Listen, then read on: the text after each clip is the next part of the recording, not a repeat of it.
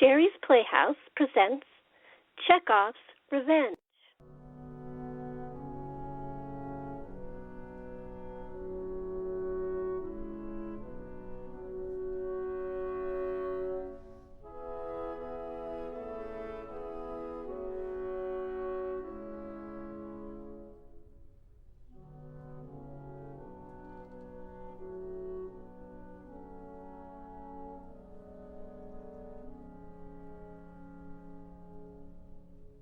Hello, this is Jen, welcoming you to the martially conniving world of Anton Chekov. In America, Chekov is revered primarily as the father of modern drama. In his native Russia, however, he's celebrated much more as a master of the short story.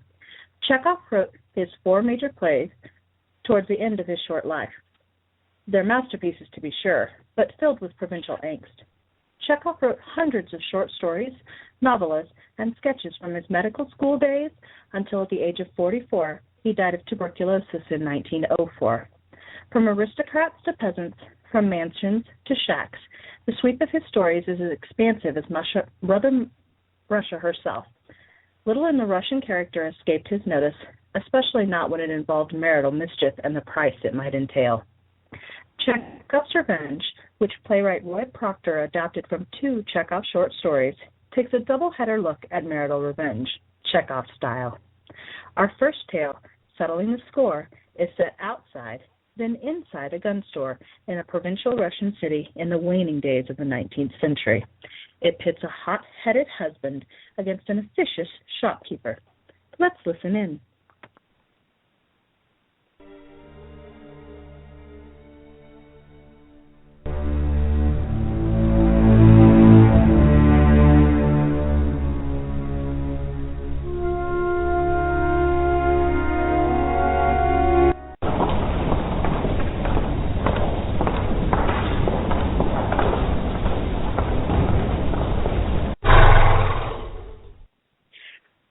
Here I am, full of peace and vinegar, bulging with results, about to enter schmucking company, gunsmiths and gun merchants extraordinaire.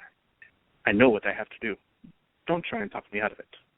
My home is destroyed. My honor is trampled. Vice is triumphant, but not for long. I have it all worked out. I'll kill her first, then her lover, then myself. I can see it now. Blood-stained corpses, broken skulls, oozing brains, the commotion, the gaping spectators, the delectable horror of it all. The only question is how I'll pull it off. My, just look at the selection here. Oh, my. Almost every legal firearm conceived by the mind of man. But why is it quiet as a tomb? The place is deserted. Where's the confounded clerk?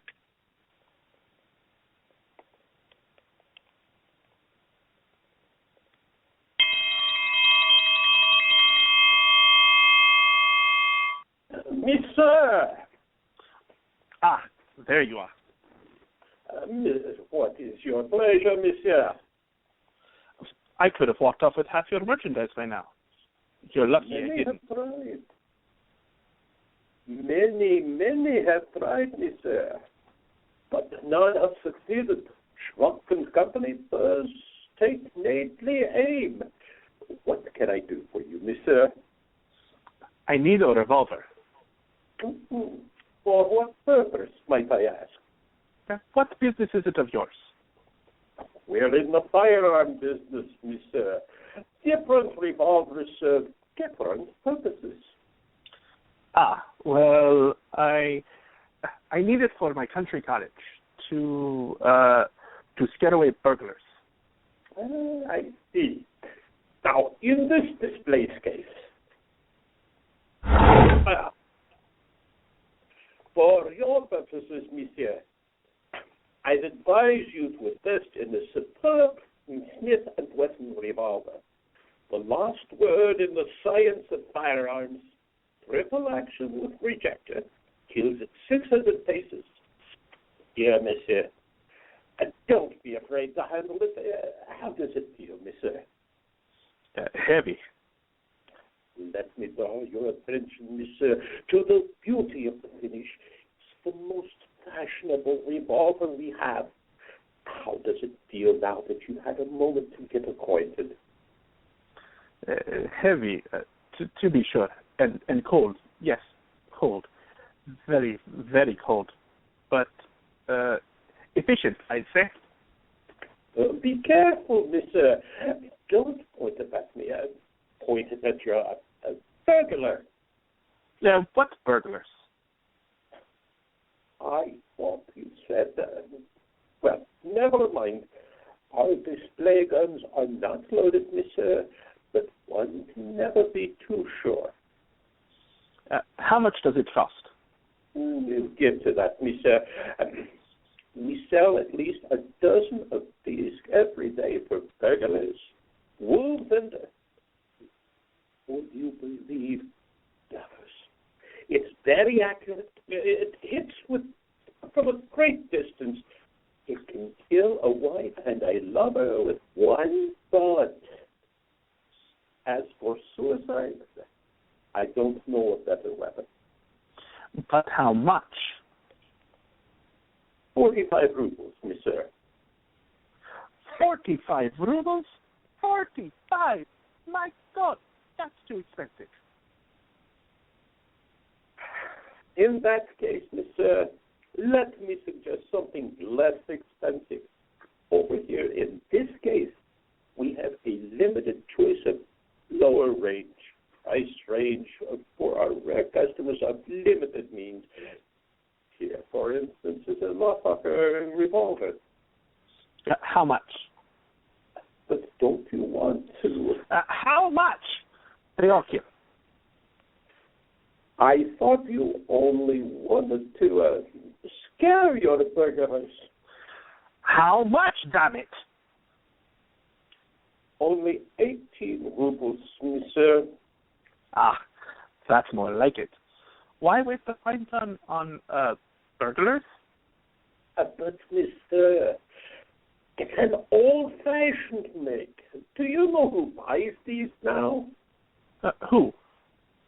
Only hysterical ladies and mentally deficient. I'm neither one, I tell you. Didn't say you were, mister, but I will just tell you that shooting one's wife or her lover or committing suicide with a Lochbacher revolver is considered bad form nowadays. It's simply not done in the best families. Smith and Wesson is the way to go if you want to hold your head up in society. At least until you shoot it off. Stifle the jokes. This is serious business. It always is, monsieur. And I don't want to shoot anyone, much less myself. I told you that.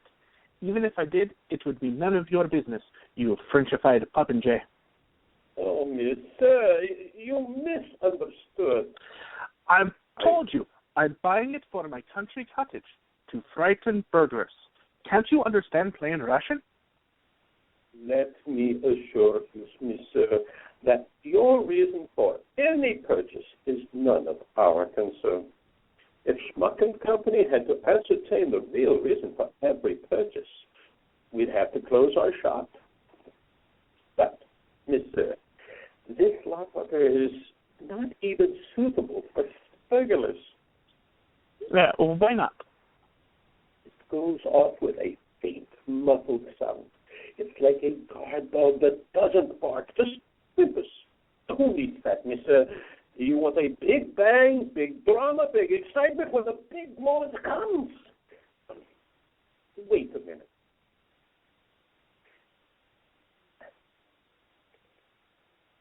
Yeah, mister.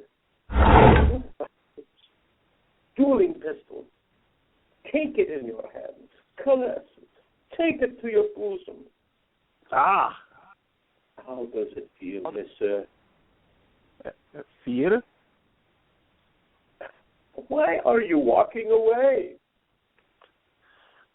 Why didn't I think of this before? Why don't I challenge that scoundrel to a duel? But maybe that's doing him too much honor. Beasts like that should be shot in the face at close range, like junkyard ducks.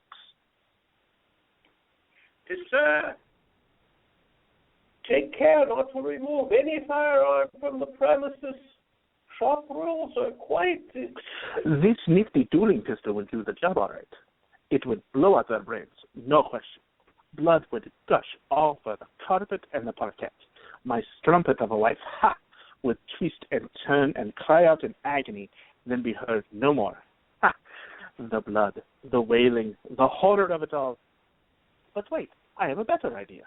I'll kill him, then I'll kill myself, but I'll spare the whore of Babylon. Why not? Let her feel the stings of conscience and the world's contempt. For a pretentious soul like hers, that would be worse than death itself. I can see it now.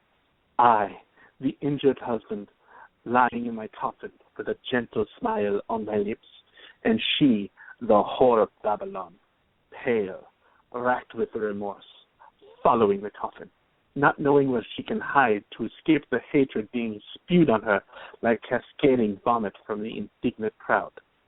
Oh yes, dogs pee on her, children spit at her, old women lean out their windows to empty chamber pots on her head.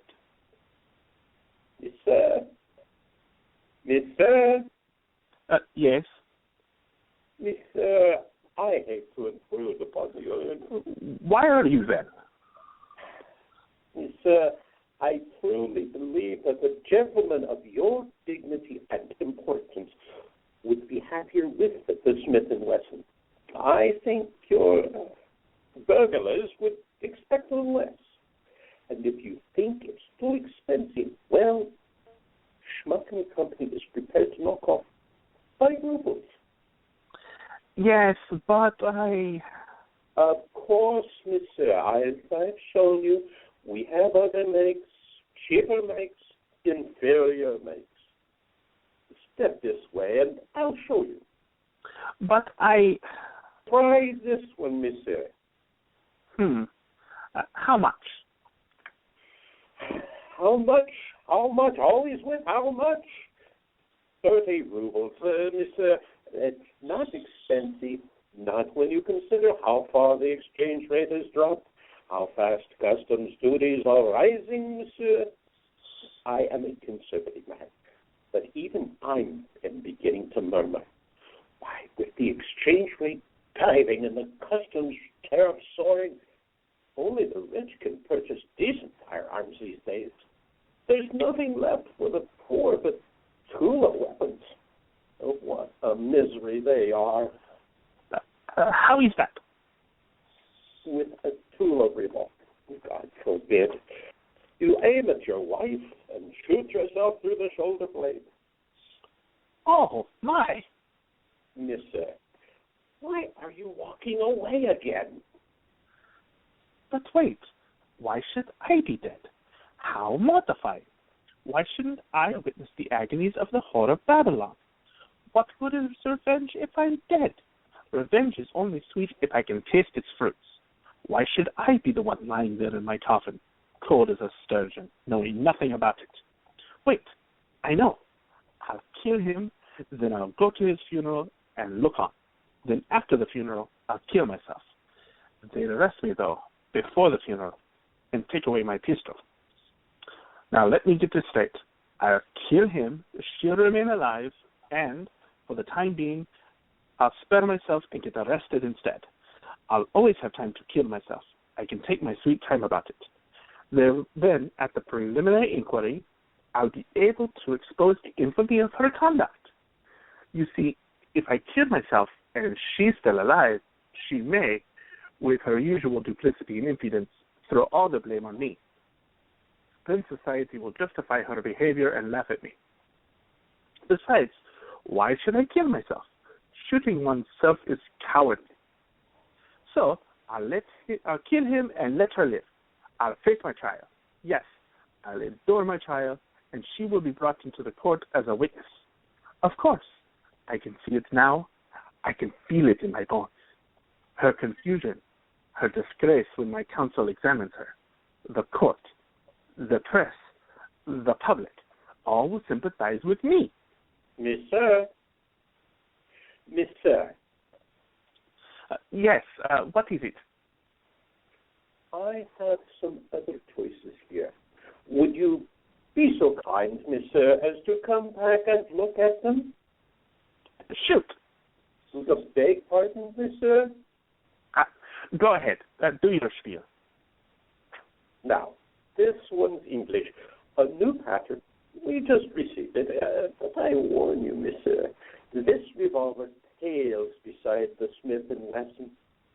Maybe you read about one particular Smith & Wesson the other day. Maybe I did, and maybe I didn't. An officer bought a Smith & Wesson from us. He shot his wife's lover, and would you believe it? The bullet passed through the lover, pierced the bronze lamp, then penetrated a piano. Is that all? Of course not, monsieur. It ricocheted off the piano, it killed the lapdog, and bruised his wife's left breast. Very efficient, I must say. We are so proud. It was in all the newspapers. It's a magnificent achievement, buttressing the prestige of Schmuck & Company. What happened to the officer? He's under arrest. He'll no doubt be convicted and sent to Siberia. Why? Our penal code is hopelessly out of date, monsieur. Nowadays, the sympathies of the court are always with the lover. Oh, my. Why is that? Very simple, monsieur.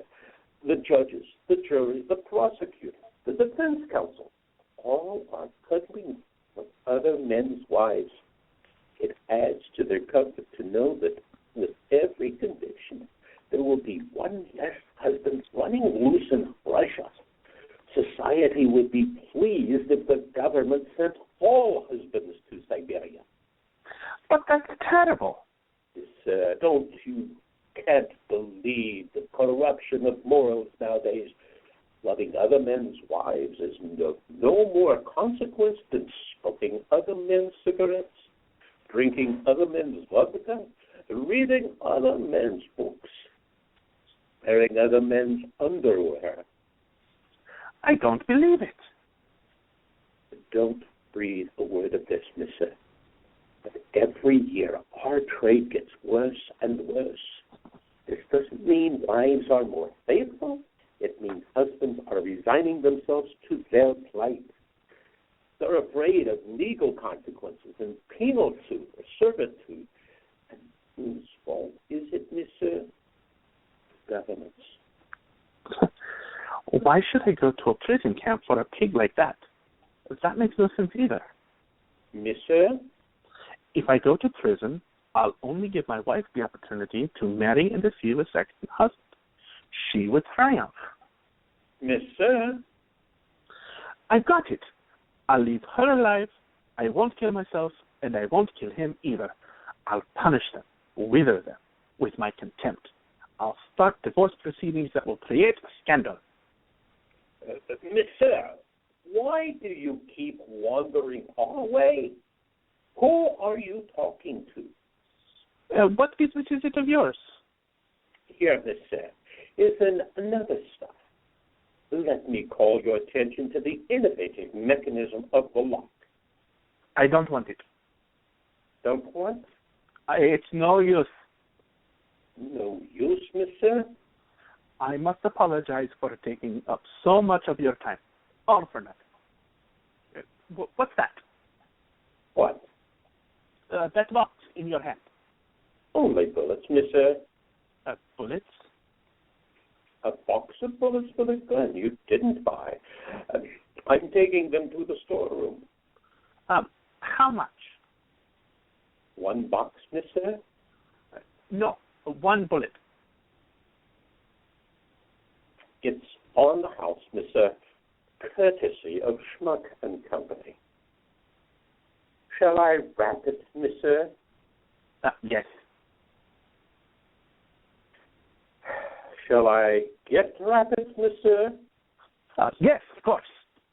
Very well, monsieur. And be quick about it. I don't have all day.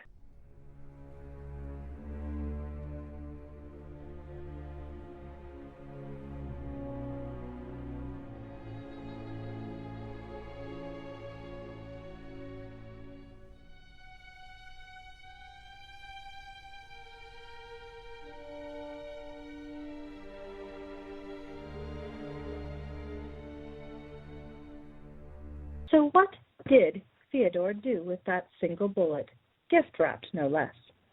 Chekov didn't put that parting zinger in his tail, and the adapter says he has no idea how it got in his play, much less what Fyodor did with it. Just don't wager that Fyodor and his wife ever reconciled. Now, let's take a look at another marital mismatch. Our second tale, The Hussy, takes place on a hot summer afternoon in the living room of a modest villa overlooking the Black Sea in Crimea. Pasha, an aging and perpetual chorus girl, lives there. She's entertaining a gentleman from Moscow named Nikolai. He sits, half-clothed, sipping wine and fanning himself, while Pasha, wearing a kimono, has stepped into another room. The doorbell rings. What's afoot? Let's listen in.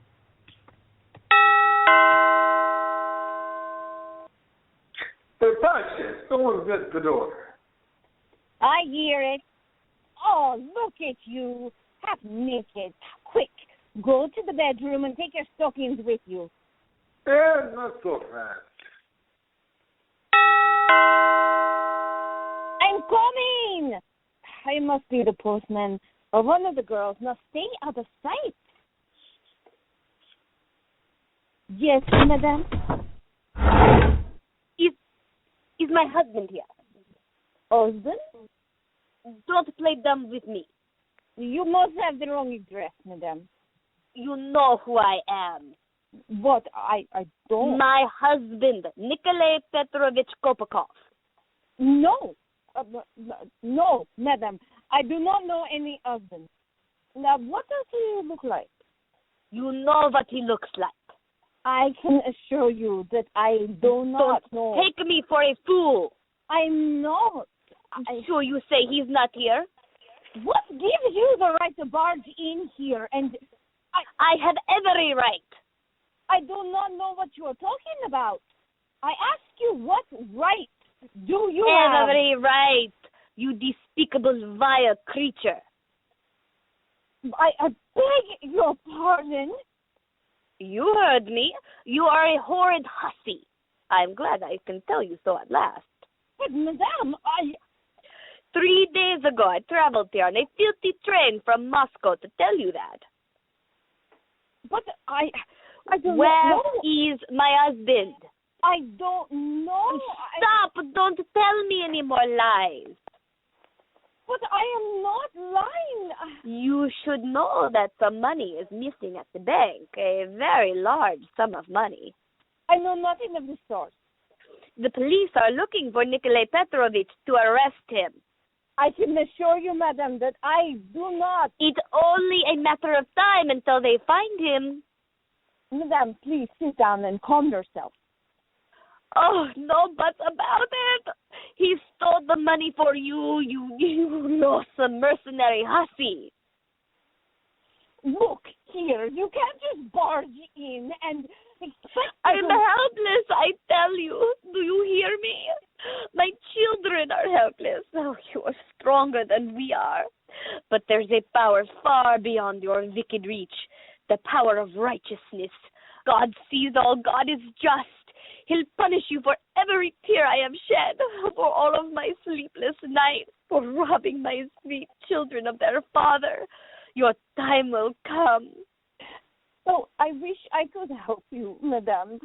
No, but there's been some horrible mistake. I wish that I could... You can help me. You can start by telling the truth. I've known about you and Nikolai Petrovich for a long time. I know that since I arrived from Moscow 3 days ago, he has been living here, spending all of his time with you. So, what if he has? What of it? I have a great many visitors, and I do not force anyone to come here. Gentlemen are free to come and go as they like. Even when they're embezzlers? I know nothing of that. Do you understand what I'm telling you? For the sake of such a vile creature as you, for your sake, Nikolai Petrovich has committed a crime. You have no morals. You live to do harm. That's your sole object in life, to live off of other people and destroy them. Have you fallen so low you have no feeling left? No decency? Nikolai Petrovich has a wife. Me. He has 3 beautiful children. If he's sent to Siberia, we'll starve. But what can I do? You can save me and my children from destitution and disgrace if I can restore the missing 900 rubles first thing Monday morning. I feel sure the bank will drop the matter. Only 900 rubles. What 900 rubles? I know nothing of 900 rubles. I didn't take it. I haven't seen it. I'm not asking you for 900 rubles. I don't want your money. I'm asking you for something else. Men give expensive gifts to women like you. Just give me back the things my husband gave you. Madame, your husband has never given me anything except for his kind regard. Oh, you're lying. Madame, I am not. Where is the money he embezzled then? It wasn't his to give. What has become of it? I know nothing about it. You should ask him. Oh, in the name of all that's holy, give me back the things he gave you. I said a lot of nasty things to you. I got carried away. I apologize. You must save me, I know, but if you are capable of any compassion, put yourself in my position. Oh, I will do with pleasure, but as God is my witness, he never gave me anything. Blasphemy! May God strike you dead. Believe me, on my conscience. Wait a moment. I do recall now, right after we met, Nikolai Petrovich did bring me 2 little things, trinkets really. Certainly I will give them back to you if you wish. Trinkets? You're lying. I want everything back. Very well. I will give these trinkets back. Now, where is a key for the little drawer? How would I know? Oh, here it is, in my warm nest, next to my heart. What heart?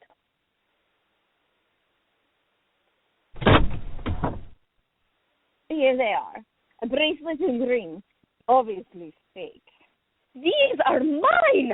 Oh, I thought I had lost them. Damn, I didn't ask Nikolai Petrovich to bring me. Oh, God, he was stealing from me, too. How was I to know? Oh, these are not fake, but they're not 900 rubles either. I want the other things as well. I'm not asking for charity. I'm just asking for what doesn't belong to you. Just return what you have squeezed out of my husband, that weak, unhappy man. Madame, I don't you madame me. But and don't you but me either. I've been here since Thursday. On Friday night, when I saw you with my husband at the harbor, you were dripping with the expensive brooches and bracelets.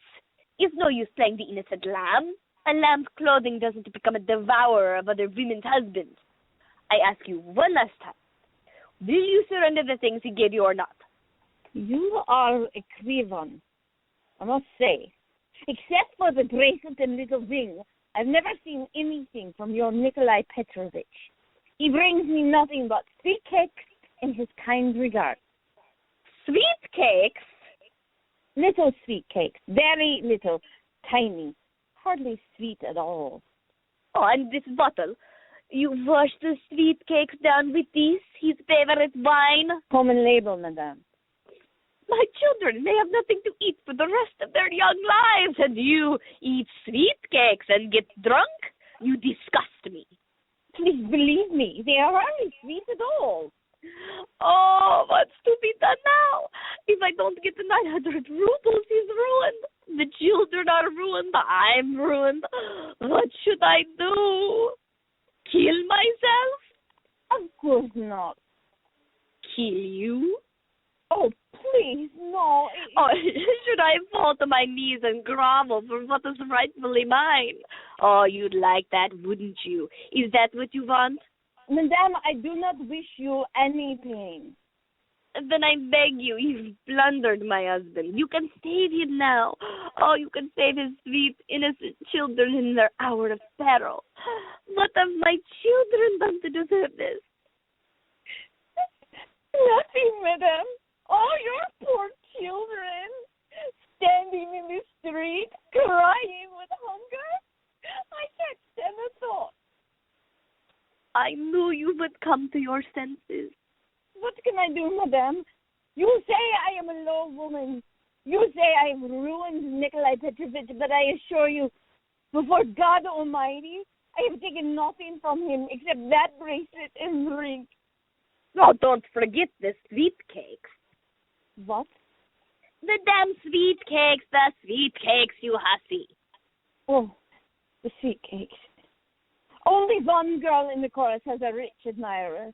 All of the rest of us have to live hand to mouth by bread and brandy and kind regard. And sweet cakes, you fool. Yes. Well, Nikolai Petrovich is an educated, refined gentleman. What if I have made him feel welcome? I am not in line for sainthood. We are bound to make gentlemen comfortable to make ends meet. Oh, you're wasting my time. You're trying my patience. You have me crying. You have me humiliating myself. Again, must I go down on my knees? I will if you wish it. Oh, no. Oh, but I must. Madame, please don't. Tell me what? It's my children's lives you're ruining. I'll fall to my knees if I want to. Oh, madame, let me help you. Please stand up. Get your hands off of me. But... Then your duty is clear. Very well. I will give you things. Here. There. There are 2 handfuls there. Only these are not from Nikolai Petrovich. I got these from other gentlemen. But I don't want the Take things them, that you got. Take them and grow rich. And if you are the lady, his lawful wife, you should keep him to yourself. I should think so. I never asked him to come here. He came on his own accord. This isn't everything. There won't be 500 rubles worth here. There's more, much more in that drawer. Here. Take it all. I have nothing left. You can search all you want. I have nothing left but my dignity. I'm claiming only what's mine. Now get out of my house. Get out of my life. Oh, don't worry, I'm going. I just hope I can make it to the bank in time. Good riddance. Oh, my God. Nikolai Petrovich. Oh, I'm glad that's over. They heard every word. What presents did you make me? When, pray tell? Presents? No matter. My God, she cried before you. She humbled herself. I am asking you, what presents did you give me? My God, she, a lady, my wife, the mother of my children, so proud, so pure, so beautiful. She was ready to go down on her knees to you. She did fall to her knees. You hussy, brought her to this. I will love it. Oh, I shall never forgive myself for this. Never.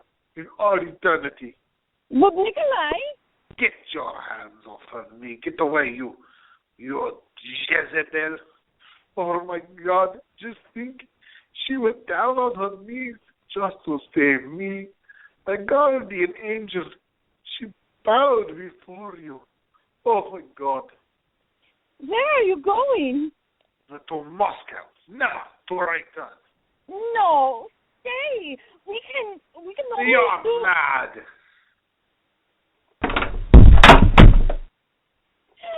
Oh, my God. I am ruined. What have I done?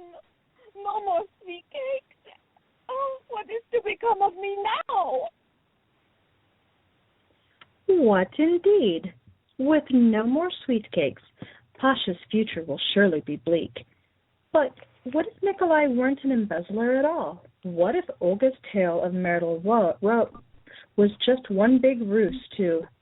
Well, it's just too terrible to contemplate, isn't it? That's the story Chekov might have written, but didn't. This concludes Chekov's Revenge. The director was Sherry Rabinowitz.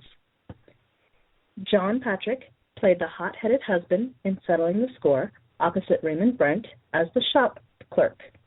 The cast of the Hussy consisted of Tanya Carr as Pasha, Kathy Cute as Olga, and Everett Robert as philandering husband Nikolai. Thanks for listening. This is your host, Jennifer Gray, bidding you farewell.